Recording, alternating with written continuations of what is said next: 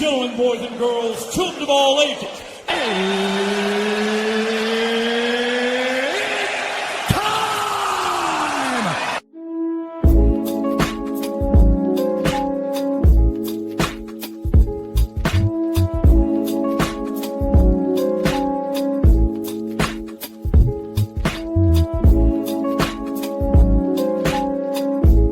Hello there, everyone. Welcome back to another edition of the My 2 Cents podcast, presented by and hosted by G2. I am G2. This is episode 266 of the podcast, and I'd like to say, first and foremost, good morning, or good afternoon, or good evening, whenever you're listening to this podcast episode.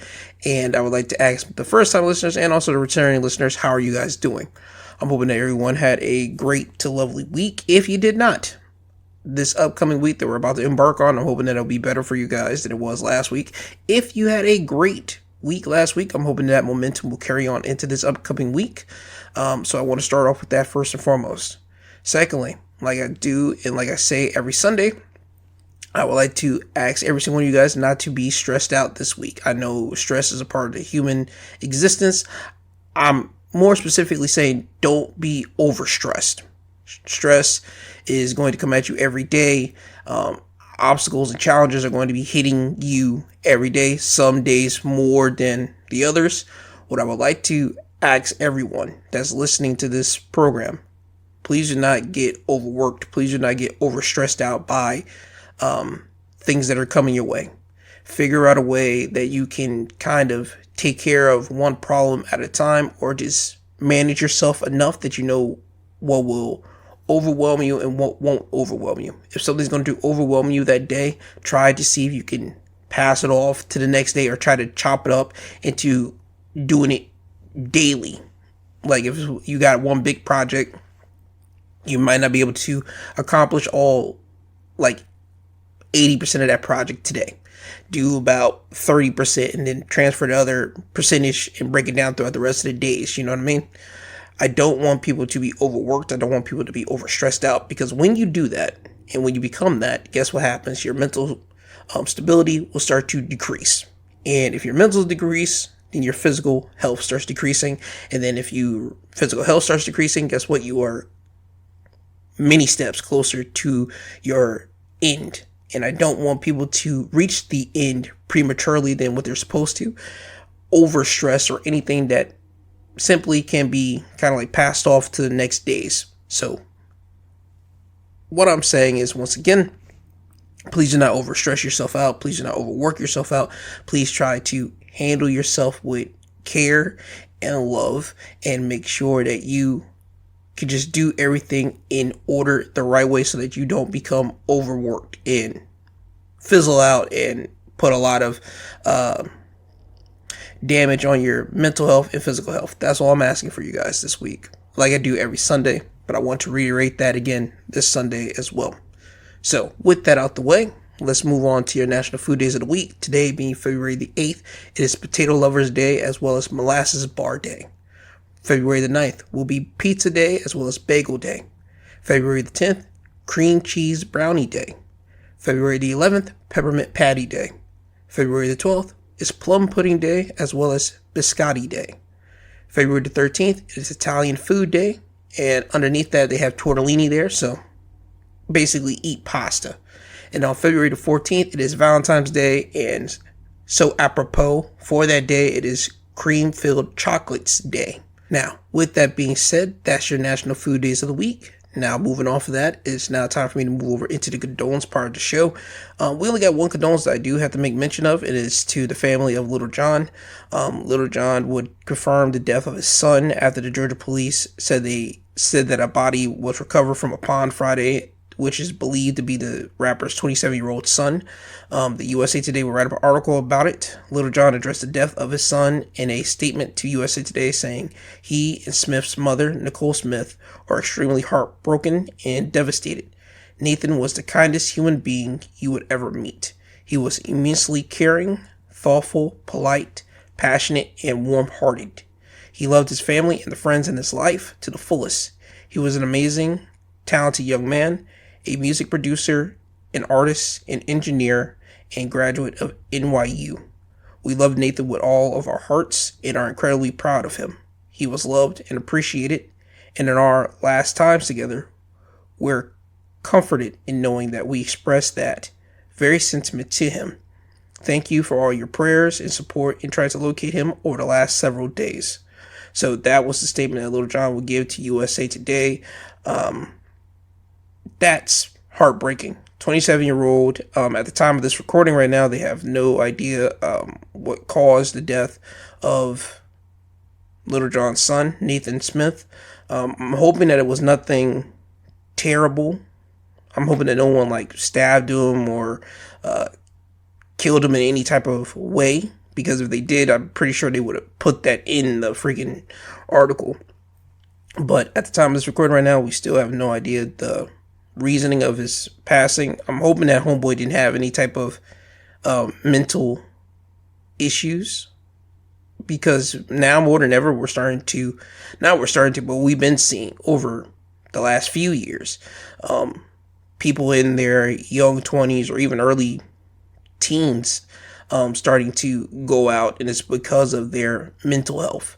And I'm hoping that wasn't the case for Little John's son, but again, we'll have to wait and see when the death certificate or the reasoning of his death comes out. But again, send your loves and prayers and thoughts to Little John and his family.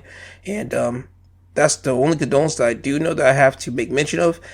Still, at the time of this recording, the family of Savannah Guthrie, who, again, the mother is missing, Nancy Guthrie. There's still no type of primary information about that. They're looking into every type of tip they can get. The latest that I do know about it was that someone faked being the abductor of Nancy, and they have that man arrested, and I believe he's on $20,000 bond, which I think that's kind of ridiculous. I think that when an abduction like this hits national news, not local news, but national news, you shouldn't get no type of bond, especially when you know what's going down. You know a family is in turmoil. A family is just pleading to the country for the safe return of one's loved one. You shouldn't be trying to take advantage of that family, because if I'm not mistaken, the man was trying to get money, but in Bitcoin from that family, which is, again, nasty work. It's nasty work if you abducted the mother, first and foremost, and it's nasty work for you to even claim that you abducted the mother, and again, trying to take advantage of a family in their time of need like this. It's just nasty all across the board.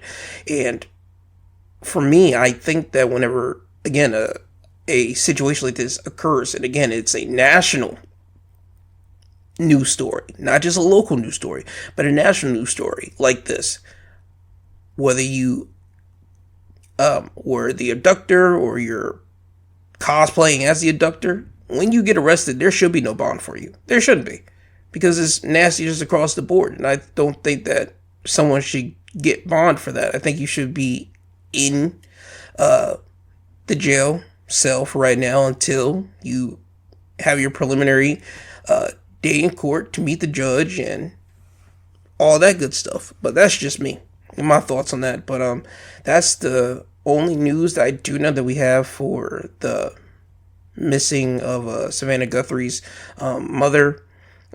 Anything else, I don't think there's no other updates on missing people at the time. I know I talked about on Wednesday the Haley Busby, the Idaho teenager that went missing last month, and I talked about it on Wednesday that the police have made up their mind that the teenager has passed away. Again, there's no updates on that at this time of this recording. I'm hoping probably by this upcoming Wednesday's midweek breakdown, I'll be able to give you guys more updates on that as well. But that's all the updates I do have in this sad section of the episode here. So with that, I do want to move off of that and get on into the news that happened this week. The first thing that I do want to talk about is the Olympics. The Olympics is in Italy. It just kicked up Thursday, and we're already starting to see some protests happening. The Associated Press, they would write up about a situation where the Italian police would fire tear gas as protesters try to get to the Winter Olympics hockey venue. In the article, it would say Italian police fired tear gas and water cannon at dozens of protesters who threw firecrackers and tried to access a highway near a Winter Olympics venue on Saturday. The brief confrontation came at the end of a peaceful march by thousands against the environmental impact of the games and the presence of U.S. agents in Italy. And when they're talking about U.S. agents, they're talking about ICE agents over there. Continuing in the article, they would say police held off the violent demonstrators who appeared to be trying to reach the Olympic ice hockey rink after the skirmish. By then, the large, peaceful protests, including families with small children and students, had dispersed. Earlier, a group of mass protesters had set off smoke bombs and firecrackers on a bridge overlooking a construction site about 800 miles, a half a mile, from the Olympic Village that's housing about 1,500 athletes. Police vans behind a temporary metal fence secured the road to the athletes' village, but the protest veered away, continuing to a trajectory towards the venue. A heavy police presence guarded the entire venue. There was no indication that the protest and resulting road closure interfered with the athletes' transfer to their events, all on the outskirts of Milan. So that's what's going on over there in Italy. There's protesting going down, and police are having to kind of blockade everybody from trying to, I'm not going to say cause any type of chaos, but just protest the Olympics being there. I don't know the Italy, their situation. I'm not going to try to pretend like I do know, but I do know that last week it was a notion that people weren't happy that ICE agents were going over to Italy for the Olympic Games to kind of beef up, if you will, the security presence over there. People weren't too happy about that.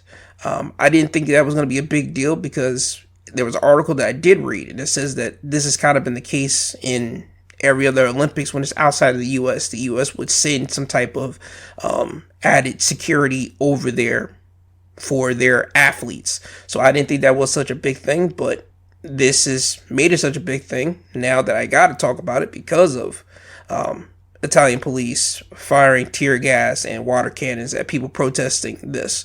So I'll just say to anybody out there that's first and foremost in Italy, whether you are a civilian or a protester, first and foremost, be safe out there.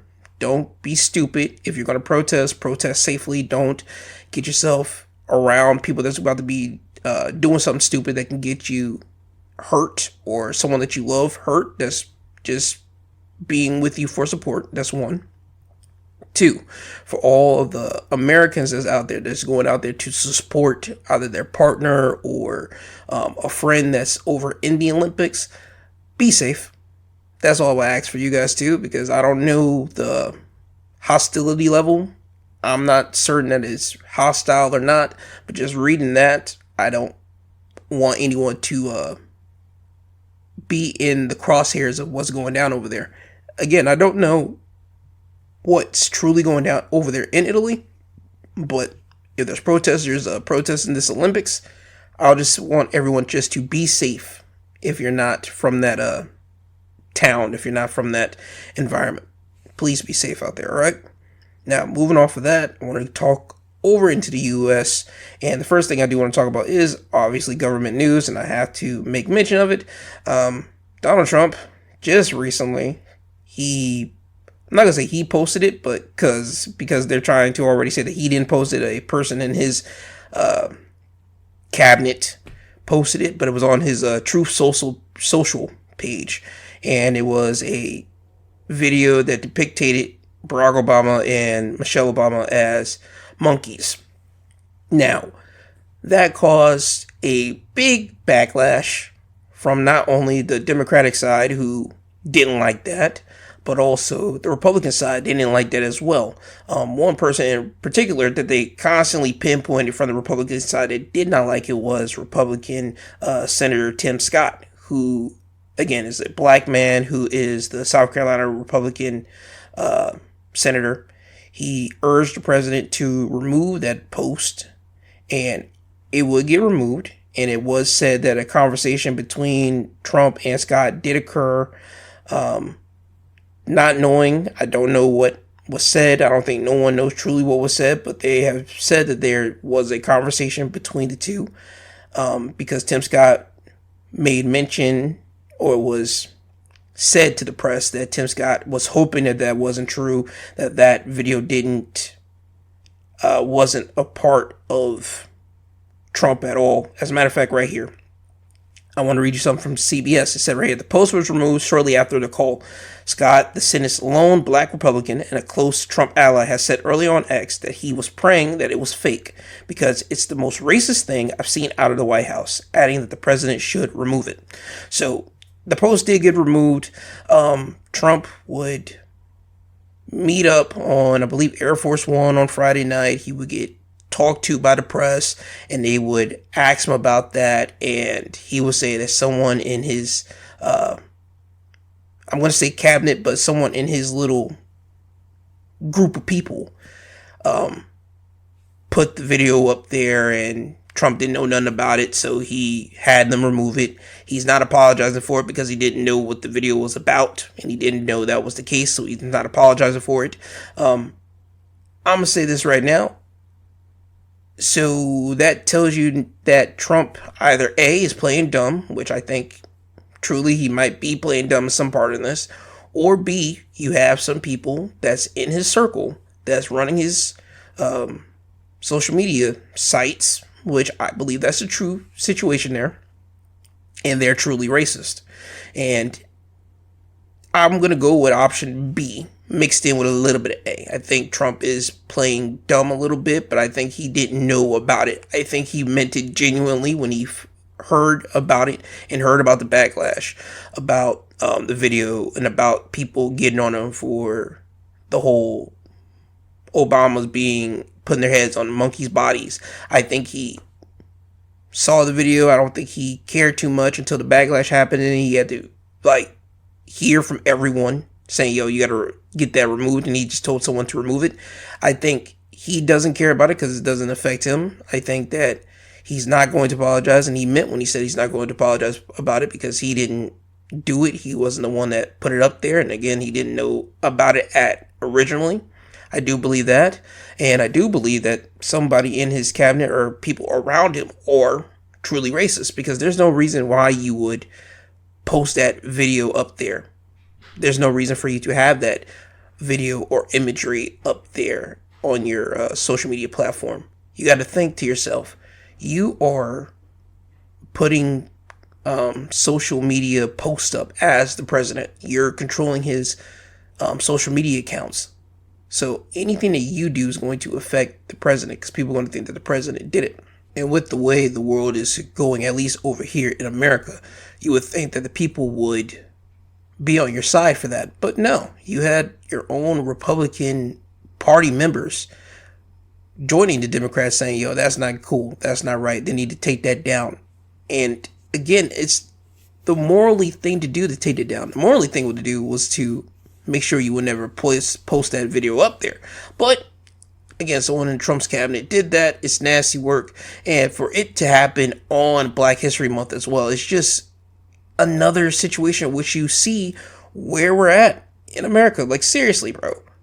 I don't think no other situation would have been called for. Not in January, not in March, not in any other months would have been acceptable either. But for it to have happened on Black History Month, it adds an extra zinger onto that. It adds another shot to the chest for that. Because again, you know the history of Black people being compared to monkeys or apes. That's been detailed in American history. And for Black History Month to be on February, the shortest month of the freaking year, we're already shortchanged on that. And for you to post that video on Black History Month, and it's of the Obamas, it's not cool at all. It's just racist, pure point blank. And I don't think just erasing the video is the right thing. I mean, it's the right thing to do, but I mean, I don't think that's just going to be the end of it, personally. I think there's going to be other little subtle shots that's going to try to be coded later down the line within someone in the Trump administration. I would love for whoever that was to be actually named by the administration itself. I would love to. I would have loved for the Democrats and the Republican senators, people in government, in Congress, I would have loved for them to say, yo, we need to know who did that. If Trump said he didn't do it, who is manning your social media stuff and gave the okay to push that up there? Because someone did that. Someone did that. That's not an automatic AI situation. No, that was human person saying, giving that the okay and posting that out there. I would have loved for them to just throw that person out to the wolves and say, hey, you want him? Here you go. This is the guy. But they're not going to do that. It's not going to happen at all. So we're just wishing on a star here. But yeah, man, that caused an uproar on Friday. And I don't think that's going to help Trump in the slightest. I think that just add more fuel to the fire for people to just say that they hate him. And they're going to continue to hate him and want him to be out of office. Now, continuing on with Trump being ridiculous, I want to read you something from The Hill, and it's about Trump and Chuck Schumer and the whole renaming Penn Station fiasco. In this article from The Hill, it will say that Senate Minority Leader Chuck Schumer on Friday said it is an absolute lie that he suggested renaming Penn Station after President Trump, a claim that the president made earlier in the day. Absolute lie. He knows it. Everyone knows it. Schumer said in a post on social media platform X, or I know it as Twitter. Only one man can restart the project, and he can restart it with the snap of his fingers. Schumer rejected Trump's proposal last month to rename Penn Station and Washington Dulles International Airport after him in exchange for over $16 billion in funding to go towards the Gateway Tunnel project connecting New York and New Jersey, sources told Punchbowl News and CNN.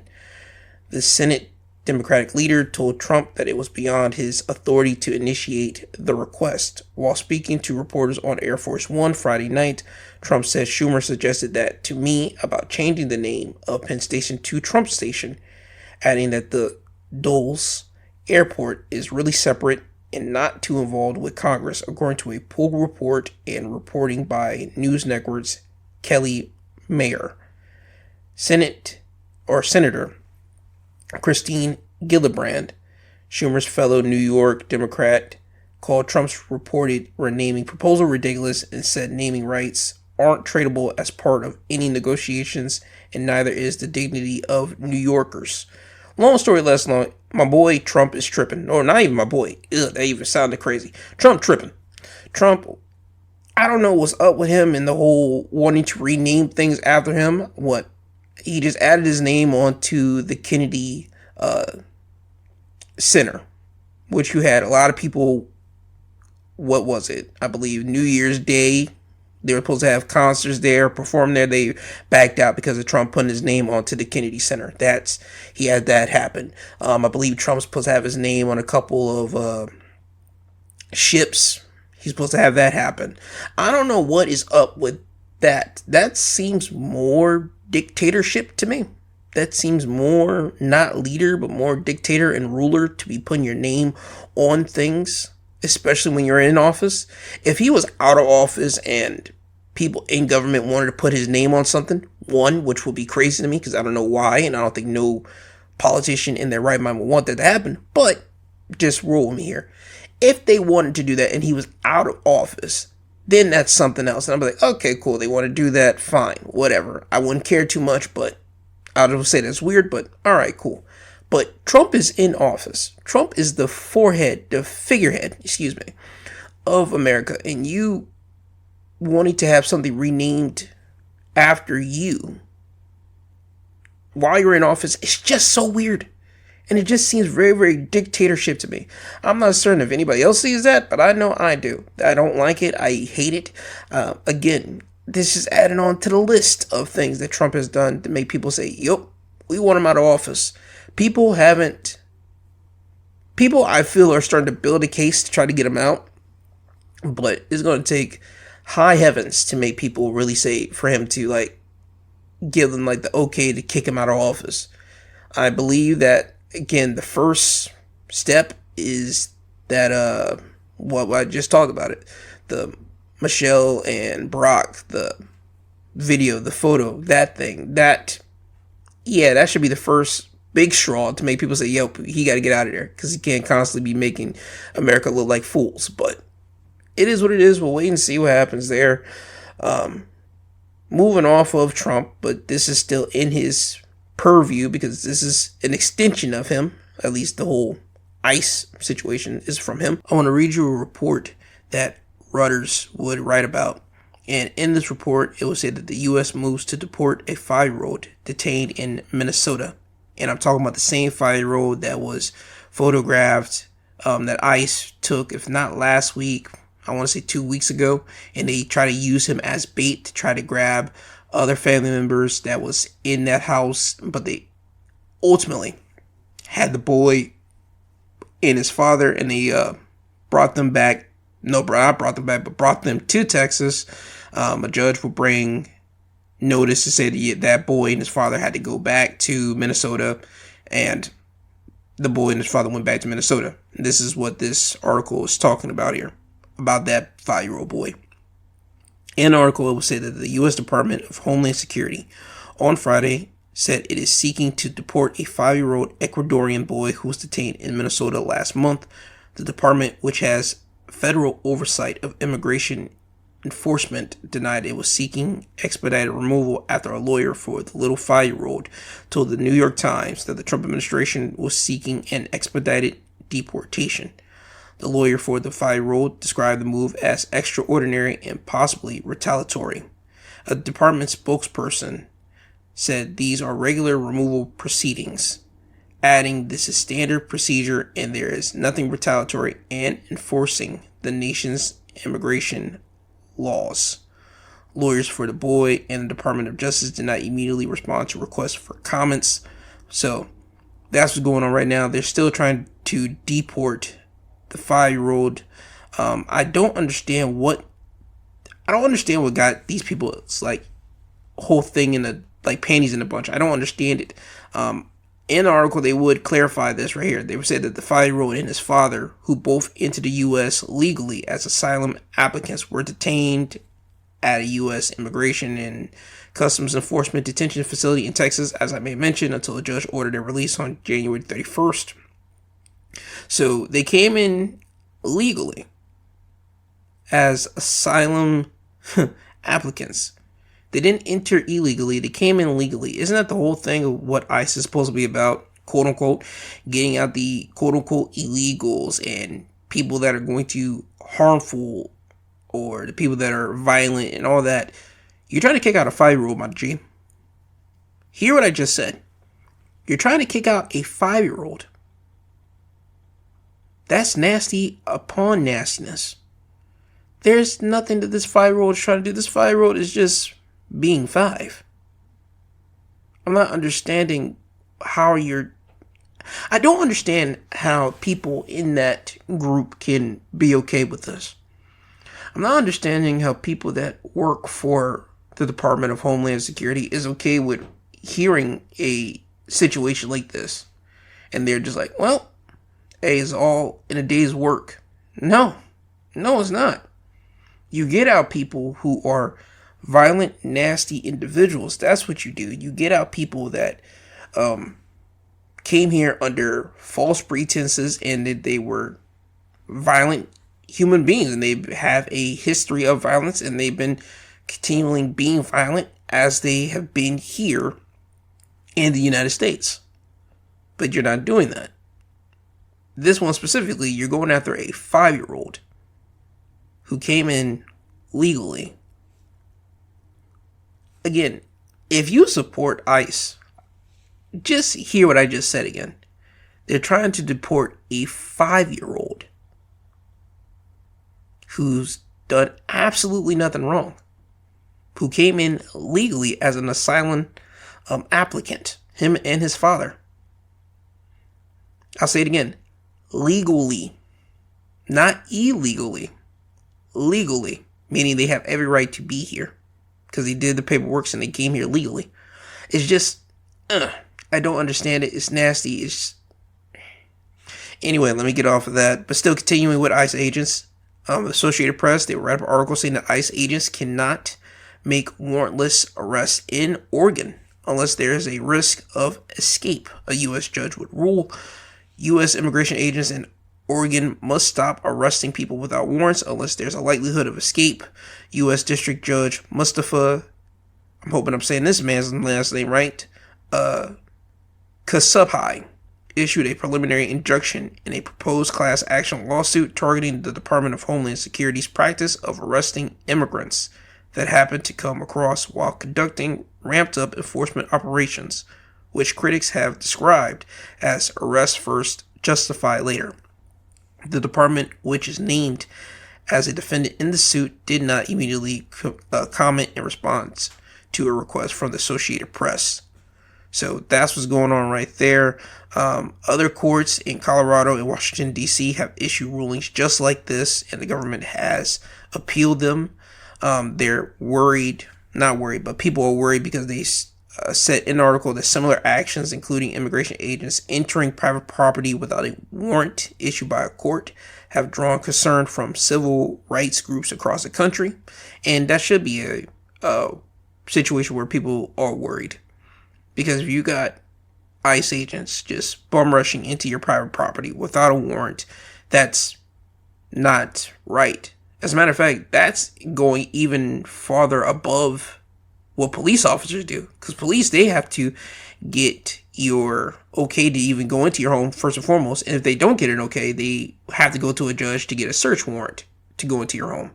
You're telling me that ICE agents who work for the government, which is understandable, cool, fine, whatever, they get into your property without a warrant? That's not good. That's illegal, bro. No. I don't care who you are. That's not it for me. And again, I am happy to see that a judge is kind of standing up to it, saying that you can't arrest people without warrants unless there's a likelihood of escape. But nobody's trying to do that. Nobody is out here trying to just escape and do this and do that. They ain't trying to do that. None of them are. But again, ICE, it needs to be abolished. It needs to be destroyed.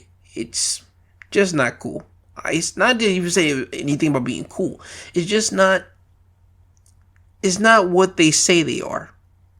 They are thugs in government shielding, being able to do what they want, and they just acting real lawless. And again, it's not right at all. By the way, Trump, he had an interview with NBC for one of their nightly news programs, and he talked, the newscaster asked him about the Renee Good, Alex Preddy shooting incidents, and he said that should not have happened, but he did say they're not angels either. What he could have just said was that the shooting shouldn't have happened. We need to get better training for ICE. That's what he should have said instead of just adding on they weren't angels. Renee Good and Alex Preddy weren't angels. Again, it's just not good all around the ballpark when it comes down to this administration right now. I don't understand how people are still riding with this administration at all. I don't understand it at all how you are okay with having this administration doing what it's doing, saying, hey, yo, you guys, we're having this agency trying to take people out of the states, which he did run on and people did vote for, which again, it's still awkward to me, but cool. The government people at the top could have stopped Trump from running, but they did not. But this is just where we're at right now. It's nasty, it's disgusting. And before I get off of government, per se, I do have to make mention of this one last thing. The Independent, they were right. This Trump administration issues a new rule making it easier to fire 50,000 federal workers. An article will say that approximately 50,000 federal workers in policy influencing positions will lose specific positions against firing and become more at-will employees in the next month per a new Trump administration rule announced Thursday. The new rule, published by the Office of Personnel Management, will move senior career civil servants in confidential, policy-determining, policy-making, or policy-advocating positions into the scheduled policy/career category formerly known as Schedule F. Going forward, federal workers in those roles will lose their ability to appeal firings, suspensions, or disciplinary actions to an independent board. That's nuts to me. If you are fired, if you are suspended, if anything happens to you, you are now telling me that you lose the ability to appeal those things? That's not right at all. You should be able to appeal whenever something is wrongly done to you. You appeal stuff in court. How are you able to tell these jobs now that, hey, if you fire someone, that person right there, they can't appeal those firings. They can't appeal the suspension or even any other disciplinary action that you want to give to them. They can't appeal it. Again, I want to constantly reiterate this. What are we doing over here, dude? What are we doing? Who is the mastermind behind all this? Because it's not Trump. It is not. He is a figurehead for whoever is running this thing behind the scenes. I've said it before, I'll say it again. There are some dark people in the back that's running this thing, truly. Because, again, I gotta constantly say this every time I talk about Trump and his way in which he's moving. The first time, wasn't moving like this. Not at all.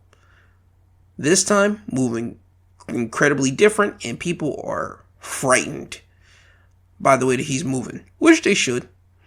But this one just feels way more nasty, way more calculated, way more callous.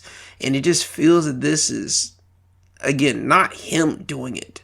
This feels like someone in the back that's really running the play here. And he's just a figurehead and he's just being the mask for this thing. I don't know who it is. It could be people that run big corporations that's funding certain things for him, or people in other countries that's running them. Again, I don't know who it is. People might think that's a conspiracy. People might just think that no one's really running Trump. Trump's running Trump. No. I would stake my own personal, I'm not going to say well-being, because boy, next thing you know, I'm out of here. I will stake my word that I have a feeling that someone is behind the scenes running this whole thing, and Trump's just a figurehead for it. I would say that. That's me personally, because again, this just doesn't feel right. It doesn't feel right at all. And again, Trump doesn't know much about politics like that. People might think I'm crazy for saying that. No, he don't know much about politics like this, bro. This is just him still winging it. He's an older guy, bro. He's stuck in his ways. Him doing this is a wing and a prayer. And there's someone behind the scenes really pulling on the strings and doing all the stuff. He's just the guy in front of it. Again, I don't know what's going on. I don't know how we truly got here, but something is real corrupt in this situation that we're in. And I'm hoping to God that nothing truly worser happens in this administration. Yes, I know ICE is out there running wild and running lawless. I'm hoping that people in the government can get their nuts together and correct that and get ICE under control and tame them like the animals that they are. I'm hoping that people are able to get their pharmacy and their stuff together right after Trump and his cronies kind of jacked up the prices for people's their health insurance. That happened under this administration. I hope that they can get that together and get that situated.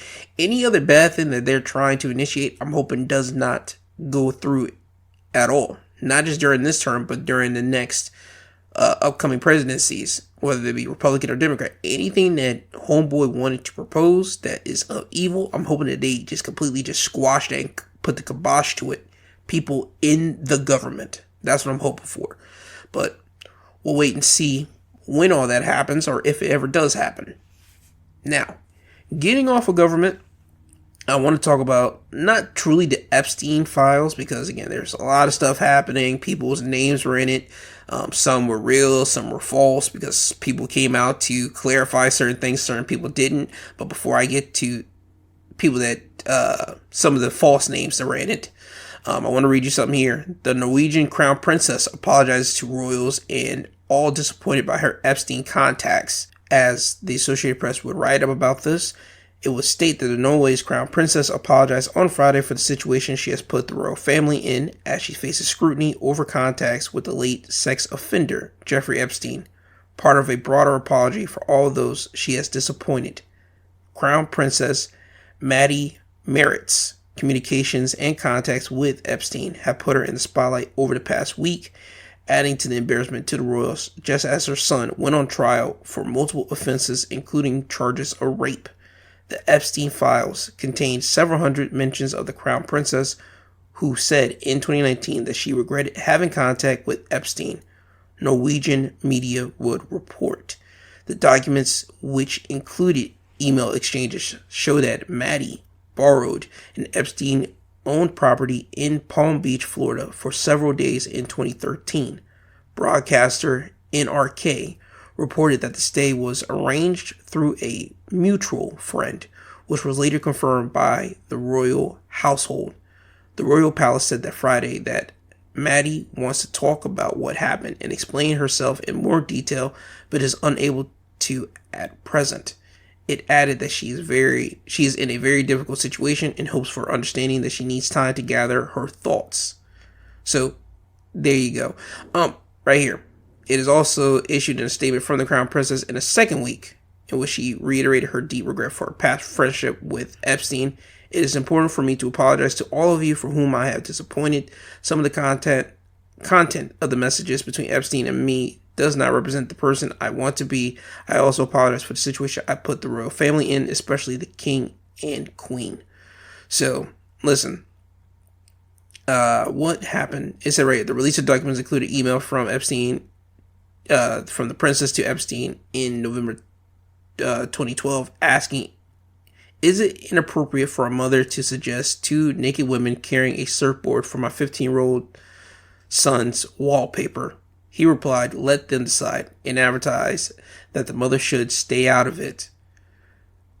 Okay, listen, she was just trying to be a mother. Now, yes, it is inappropriate to suggest two naked women to carry a surfboard for your 15-year-old son, but again, you gotta think at the time, 15-year-old boys, they're going through the hormone change, and I don't know if she just trying to be a helpful mom or she just trying to play tongue-in-cheek to her son.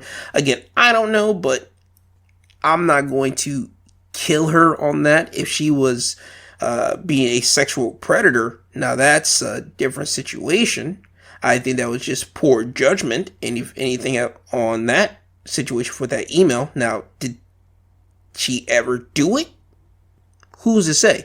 But just putting the email and putting the thought out there in the air, something like that. And again, it is of a 15-year-old boy. Again, 15-year-olds, they having sex out there. So I'm not really too killing the mom on it. It's just that, again, it's just a crazy thing to suggest in total and suggest at all.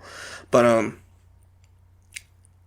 people that have contact or did have contact with Jeffrey Epstein, they are getting tranced this past week. Because again, what was it? I believe it was Friday, if not Friday, earlier this week. More releases of the Epstein files got released and more people's names got thrown into the files. Again, the Norway princess, her name was in it. Tony Hawk's name was in it. The big thing in hip hop media was Pusha T and Jay-Z's name was in that.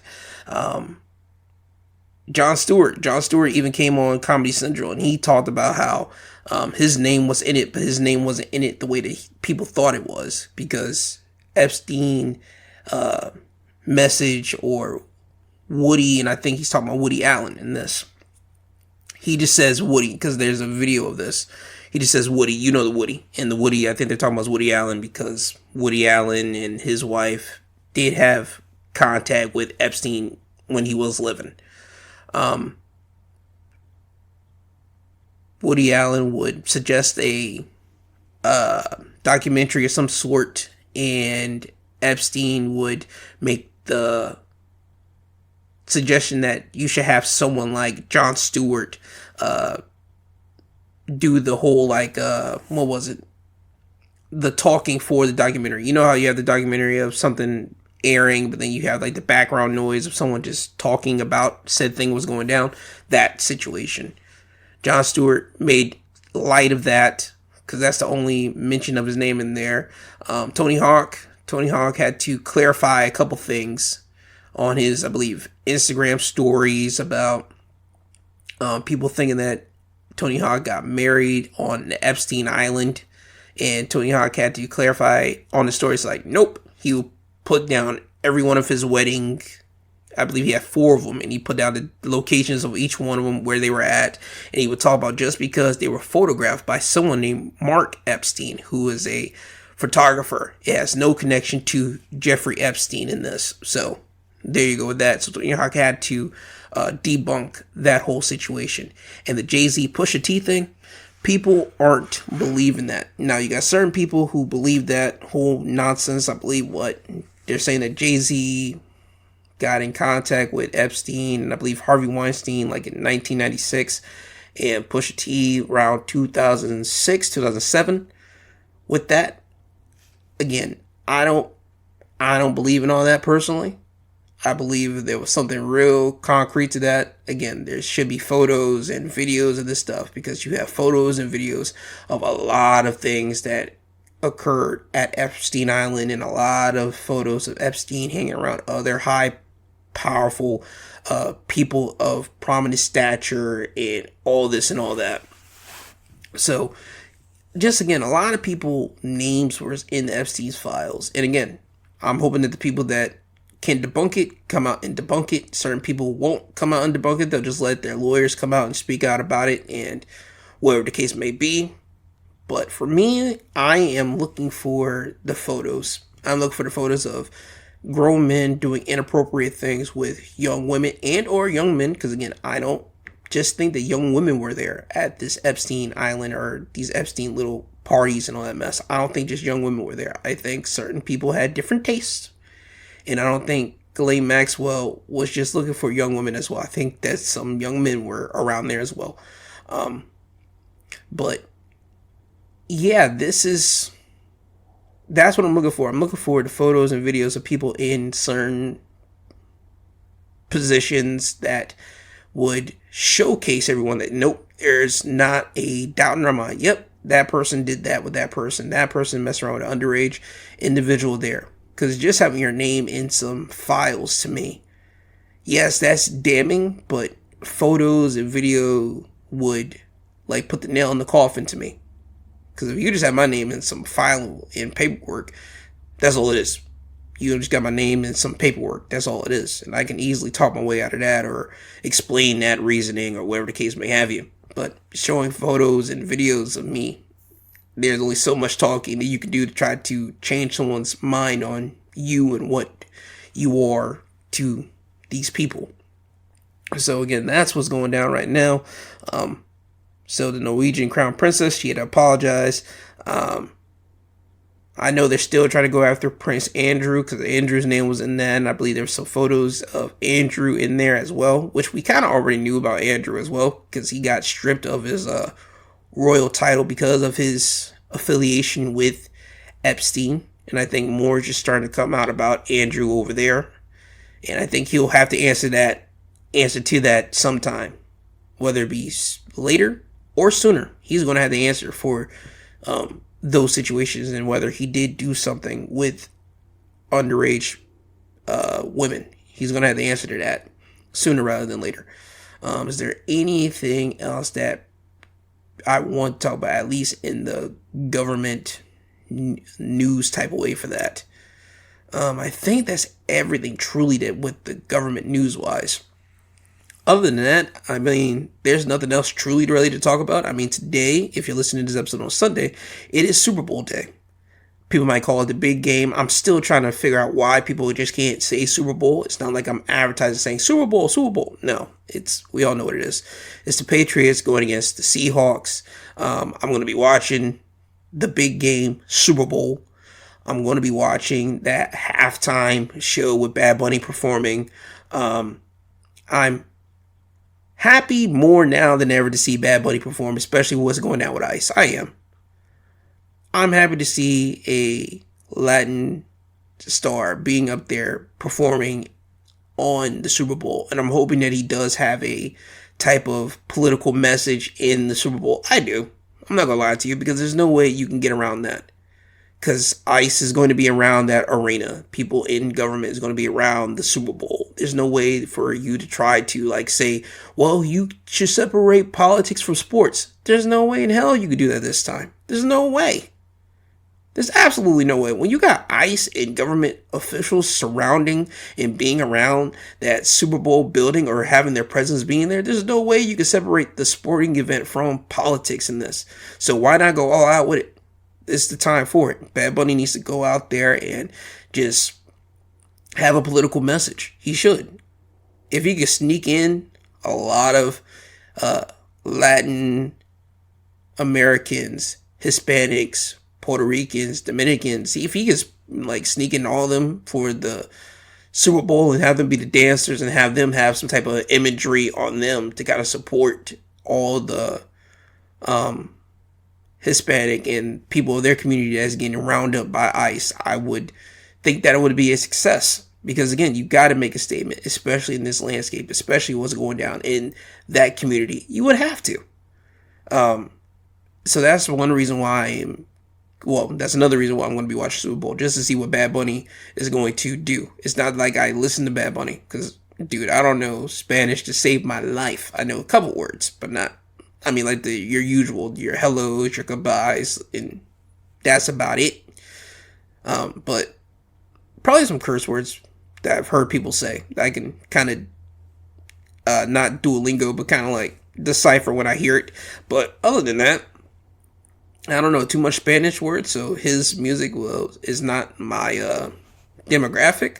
But I'm going to be listening just to see what's happening and just to see what type of performance he's going to put on at the Super Bowl. And also, I'm hoping that whole turning point little event is a fail. I do. Because that is nothing but losers going to that. Come on, dude. I understand you guys don't like the choice of Bad Bunny being the performer, but having a whole separate type of performance, and especially, the political climate which we're in right now, you guys talk about how you guys want to unify people. You're just causing more division by having this on it. But, hey, man, to each his own. You guys, if you're going to watch Turning Point, go ahead and do that. I'm hoping that thing's a fail. I really am hoping it's a fail. I truly do. Is there anything else? Oh, yeah, but I hope everybody does enjoy their Super Bowl if you're going to watch it. I don't have a dog in this fight at all. I don't really care whether the Patriots or Seahawks win. I'm just hoping that it's a good Super Bowl, personally. I'm hoping that the game is played right and everybody does what they got to do, and hopefully no injuries occur. That's what I am hoping for, majority out of anything. Hoping no injuries occur there. Is there anything else that I do want to talk about before I end today's episode off? I just got done watching Fallout. I buzzed through the whole series, literally from season 1 to season 2.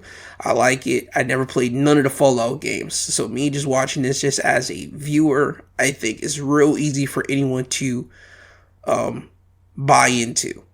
You don't even have to play the video games. You know that it's a video game series if you know, cool. But if you didn't and someone just put that show on for you, I think people will be hooked and people will be grabbed on by it. Walter Goggins being the ghoul, I like him being the ghoul. I like his, not going to say portrayal of the ghoul because I don't know much about, again, never played Fallout, but I like the ghoul character. I do like the character of the ghoul. The protagonist, the girl, She's the doe-eyed, good guy that everyone's trying to be, that has to realize what humanity really is and make the choices for herself. I do like that, especially since it's a post-apocalyptic type style of show here. I do like that type of deal, to see constantly her battle with her choice of good, making a good choice or making a choice that would be better for everyone else, at least in her mind there. Homeboy, that Maximum, the black dude, I like him as well. He's another guy that had to live through the blast, and he had to go through some challenges. You see that through season 1 and through season 2. I'll say probably more through season 2 with some of the choices he had to overcome in that. But yeah, I think Fallout is a show, whether you know about the game or not, you should go and check it out. It is on Prime, Amazon Prime Video. I'm not being sponsored, and this is not an ad for it. I just think that if you enjoy good television, you will enjoy that Fallout show. I think you really would. Another show that I am enjoying right now, I am enjoying The Beauty. Again, if you don't know what it is, it's whenever it's a show on FX that is, for me, I'm taking it as a satire, but with a horror, like, not a horror, but like a grotesque twist on what the future could be if people try to, like, update something like an Ozempic. You know, where people took Ozempic originally for diabetes, but then later people started to take it to kill their appetite, kill their hunger, all that type of stuff. The Beauty, it's just ramping that up a little bit more. If you get in contact with someone that has this scientific bug in them, and you happen to have sex, or you swap spit or like any type of DNA with them, your body goes through a change. You'll turn out a beautiful person, but the side effect is your insides will start to be hot, and it'll be so hot that you might ultimately explode. And the only way you can technically kind of cure it, at least by the time I'm watching this still, because they haven't really gone through the whole thing, this whole season yet, is if you get the medication to kind of like subside that side effect. Which again, if you haven't seen The Beauty, I would suggest you go watch it on FX. Again, that's another show that I'm enjoying watching it. And again, not an ad, not a sponsor. It's just me just enjoying good TV. I just want to throw it out there so you guys can enjoy it as well. Is there anything else that I got done watching this week? I think that's all the shows technically that I've been like on and watching. I gotta watch some more other shows. I gotta watch some other movies coming out, some too as well. But we'll wait and see what happens next. Is there anything else I do want to talk about? J. Cole's album, I haven't listened to it yet. Hopefully Wednesday I'll be able to give you guys some type of review about it. I know probably Wednesday I'll probably play you like a song from there that I enjoyed from that album, so look forward to that on Wednesday's midweek breakdown. But I believe that's everything. So with that being said, now it's time for me to end today's show. So with that, this has been your My 2 Cents podcast, presented by and hosted by G2. He is I and I am him. I want everyone to have a great rest of your day. I want to thank everybody for tuning into today's episode, whether you are a podcast listener or someone that just happened to tune into the podcast just on whim. I appreciate every single one of you guys, because without you guys, I'll just be one guy talking into a mic, into a black void. So I appreciate you guys. But I also want to thank all the podcasting sites for having me on, whether you're Apple, Amazon, Podbean, Spotify, iHeart. I appreciate every single one of you podcasting sites, because without you guys, I wouldn't be able to get this podcast out to the downloads and listeners. So I want to thank you guys as well. So with that being said, always remember, I love you, I love you, I love you. I love you, I love you, I love you. That is not a gimmick. I really do love and appreciate every single one of you guys. I appreciate you guys for, once again, taking time out of your day just to listen to me talk about the things that happened in the news this week. I will be back with another episode, news related, Wednesday, with a midweek breakdown. But if you happen to watch professional wrestling, I do talk about that on my Saturday and Thursday episodes, so go listen to those episodes out. They're available to you right now. But if you want to listen to me talk about more stuff in the news, Wednesday and your Sunday episodes are the episodes to go for. So, with that being said, again, this has been the Midweek Breakdown presented by My 2 Cents Podcast, presented by and hosted by G2. He is I and I am him. This isn't goodbye. This is until you hear from this sweet sounding voice again. And I want everyone to have a great rest of your day. Don't be a dick. Be kind of courteous to everyone that you do come across, because you have no idea what they're going through. And you being kind and courteous to them could be the thing that just brightens up their day and helps them to keep going. So please try to be that light, alright? So, with that being said, Kanye, could you please take these people home? I'm tired, you tired, Jesus wept.